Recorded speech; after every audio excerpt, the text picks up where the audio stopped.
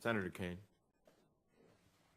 Thank you, Mr. Chair. When the interim deal was announced in November, it was timed in an interesting way. It was the same weekend where America was commemorating the 50th anniversary of the death of President Kennedy.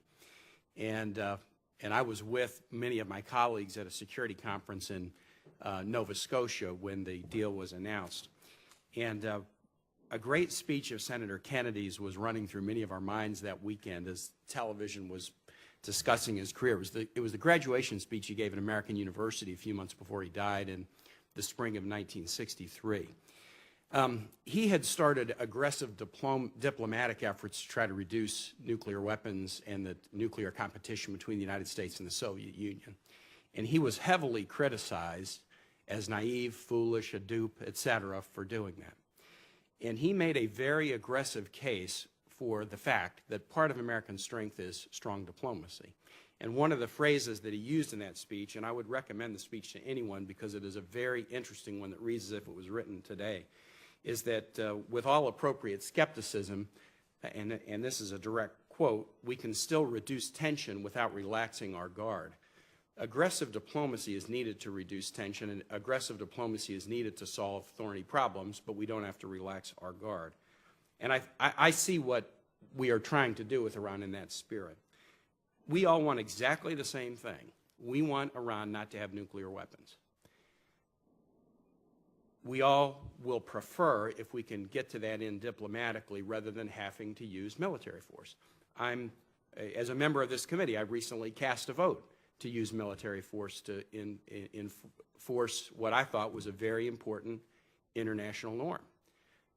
Iran should not have a nuclear weapon, and I will cast a vote to use military force should that be necessary. But everyone in this body, every one of our allies, every one of the P5, everyone throughout the world would desire, if there is a diplomatic alternative, a diplomatic path to a non-nuclear Iran, that we pursue that path, whatever the chances of success, that we pursue that path. While we both want these things, a non-nuclear Iran and a preferred diplomatic resolution to this thorny question rather than a military one, we have differences in tactics. And that's to be understood, and they're good faith differences. They're good faith differences. We're debating about a current piece of legislation, and some in this body support it and some don't in terms of the timing. Those who support it are not pro-war. Those who oppose it are not soft on Iran or anti-Israel. We have a difference in tactic about what is the right way to attain a diplomatic solution to a very thorny problem, the diplomatic solution that is the preferred solution. I'm very clear-eyed about the Iranian threat, not only the nuclear threat and not only the history of past events, but current events. Human rights violations have been mentioned, and a history of and current practices that are bellicose and destabilizing of other governments in the region and beyond. And it is the case that the sanctions that Congress has put in place, and so many, I have not been part of that legislation. I came here after the legislation was passed, but I can praise those who have been here for putting tough sanctions in place. The vote in 2011 was 100-0 in this body, and the administration has been able to utilize sanctions to bring Iran to the table because it has crippled their economy and isolated them in the international community. But the sanctions are not enough to stop an Iranian nuclear program. And the one thing that I think you would say if you looked at the history is that the sanctions has crippled the economy, but if anything, it has also, by making Iran isolated, accelerated their path to try to develop nuclear technology for whatever purpose. And so if we're going to stop that nuclear program and that quest for nuclear weapons, we have to either do it diplomatically or do it militarily. I support the sanctions, and I'll easily and gladly vote for more if we cannot find an agreement. And I have some ideas about additional ones I want to raise either with this panel or the second one. But I do think that this joint plan of action and the diplomatic efforts of the administration give us an historic opportunity that we can't afford to put a crosswind into the middle of. The joint plan of action and the interim agreement, in my view, from analyzing it and reading analysis done by many who are much smarter about me on this, slows and even reverses aspects, not all aspects, but critical aspects of the Iranian nuclear program, which sanctions alone has not been able to do.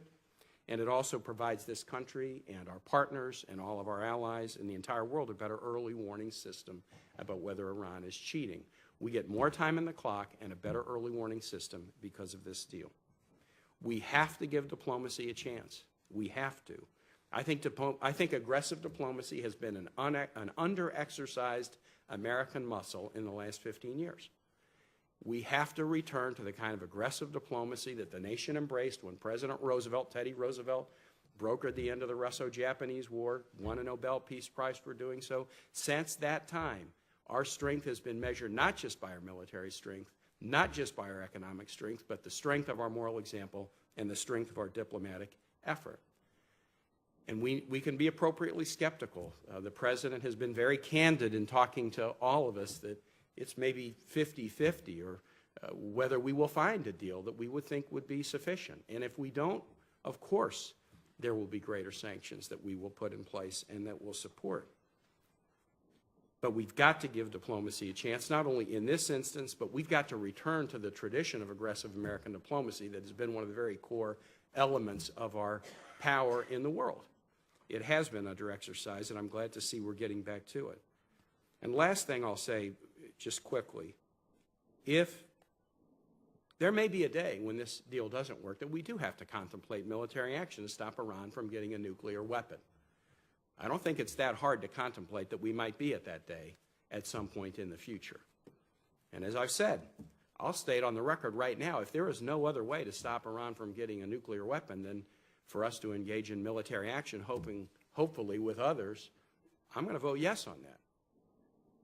But in order for us to vote yes on that, we have got to be able to look our allies and our citizens, and especially the men and women that we would ask to fight that battle, we would have to be able to look them in the eye and tell them that we had exhausted every diplomatic effort prior to undertaking that significant step. We may have to undertake that significant step, but we shouldn't do it if we leave diplomatic avenues unexplored.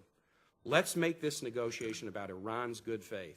Let's not make it about our good faith. Let's demonstrate our good faith and put them to the test of whether they're serious about ending their nuclear weapons program.